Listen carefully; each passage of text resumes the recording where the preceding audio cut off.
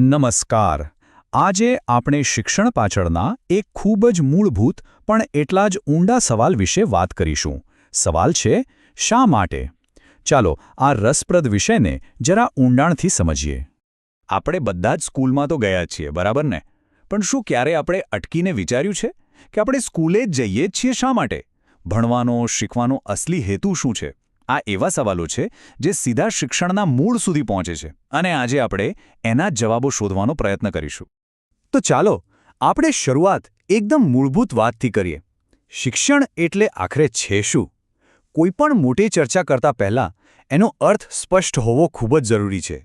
જુઓ, શિક્ષણ એટલે કે કેળવણી એ કંઈ ખાલી ચોપડીઓ વાંચવા પૂરતું નથી. ના, એ તો એક સભાન એટલે કે જાણી જોઈને એકદમ પ્લાનિંગ સાથે અને સતત ચાલતી એક પ્રોસેસ છે.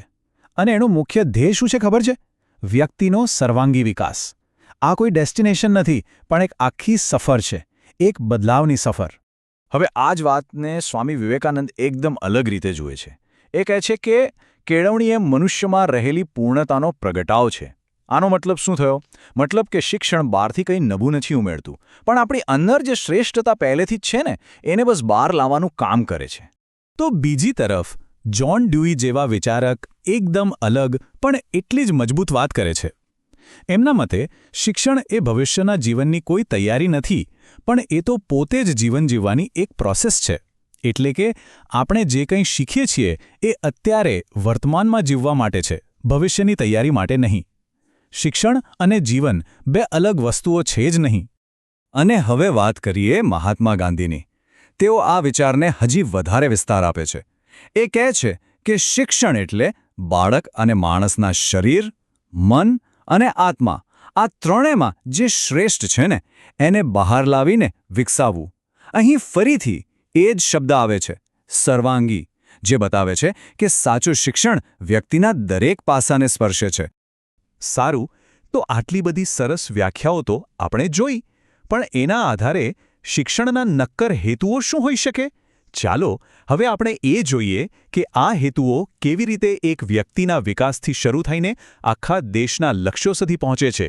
શિક્ષણના હેતુઓને આપણે 4 મુખ્ય ભાગમાં વહેંચી શકીએ. સૌથી પહેલા આવે છે વ્યક્તિગત હેતુઓ, એટલે કે ખુદનો વિકાસ. પછી આવે છે સામાજિક હેતુઓ, સમાજમાં યોગદાન આપવું. એનાથી આગળ વધીએ તો આવે રાષ્ટ્રીય હેતુઓ, એટલે કે દેશનું નિર્માણ. અને છેલ્લે આજના જમાનામાં ટકી રહેવા માટે જરૂરી આધુનિક હેતુઓ. આ ચારેય એકબીજા સાથે જોડાયેલા છે. ચાલો આને જરા ખોલીને સમજીએ. જ્યારે આપણે વ્યક્તિગત કહીએ તો એનો મતલબ છે બુદ્ધિનો વિકાસ, સારું ચારિત્ર્ય અને નવીનતા. સામાજિક એટલે એકબીજાને સાથ આપવો, નાગરિક તરીકેની ફરજો નિભાવવી. રાષ્ટ્રીય એટલે આપણા બંધારણના મૂલ્યોનું પાલન અને દેશપ્રેમ. અને આધુનિક એટલે આજના સમયમાં જરૂરી સ્કિલ્સ, જેમ કે ડિજિટલ લિટરસી, પ્રોબ્લેમ સોલ્વિંગ અને સારી નોકરી મેળવવાની ક્ષમતા. તમે જુઓ, આ બધું એકબીજા સાથે કેવું જોડાયેલું છે. પણ સવાલ એ છે કે આ બધા હેતુઓ આવ્યા ક્યાંથી? આની પાછળ કોઈ વિચારધારા તો હશે ને?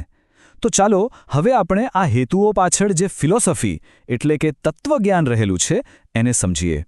અહીં બહુ સ્પષ્ટ રીતે દેખાય છે કે અલગ અલગ ફિલોસોફી કેવી રીતે શિક્ષણની દિશા નક્કી કરે છે. જેમ કે આદર્શવાદ એ નૈતિકતા અને ચારિત્ર્ય પર ભાર મૂકે છે. રૂસોનો પ્રકૃતિવાદ કહે છે કે બાળકને એની રીતે કુદરતી રીતે વિકાસ કરવા દો. વાસ્તવવાદ પ્રેક્ટિકલ નોલેજની વાત કરે છે, જે જીવનમાં કામ લાદે. અને જ્હોન ડ્યુઈનો પ્રગમતાવાદ એ તો અનુભવથી એટલે કે કરીને શીખવાની વાત કરે છે. આપણા અભ્યાસક્રમમાં ક્યાંક ને ક્યાંક આ બધા વિચારોની છાપ દેખાય જ છે. ઓકે, તો આ બધા હેતુઓ બહુ મોટા અને સારા છે એ વાત તો પાક્કી, પણ આપણે ભણાવવાની જે આખી પ્રોસેસ છે એને એવી કેવી રીતે ગોઠવીએ કે આ બધા હેતુઓ સાચે જ પૂરા થાય? આના માટે કોઈ સિસ્ટમ, કોઈ માળખું તો જોઈએ ને? અને બસ આ જ સમસ્યાનો એક સરસ ઉપાય છે બ્લૂમની ટેક્સોનોમી, એટલે કે એનું વર્ગીકરણ. આ એક એવું ફ્રેમવર્ક છે જે શીખવાના હેતુઓને 3 મુખ્ય ભાગમાં વહેંચે છે. પહેલું કોગ્નિટિવ, એટલે કે જ્ઞાન, આપણું મગજ શું જાણે છે. બીજું અફેક્ટિવ, એટલે કે ભાવ, આપણું હૃદય શું અનુભવે છે. અને ત્રીજું સાયકોમોટર, એટલે કે કૌશલ્ય, આપણું શરીર શું કરી શકે છે. આ ત્રણેય સ્તર પર કામ કરીએ તો જ સર્વાંગી વિકાસ શક્ય બને. હવે આપણે એ જોઈએ કે આ બધા વૈશ્વિક વિચારોને આપણા ભારતના 2 મહાન વિચારકોએ ભારતના સંદર્ભમાં કેવી રીતે ઢાળ્યા. એમણે આપણા દેશ માટે શિક્ષણનું કેવું સ્વરૂપ વિચાર્યું? અહીં આપણી સામે શિક્ષણના બે ખૂબ જ મજબૂત ભારતીય મોડલ છે.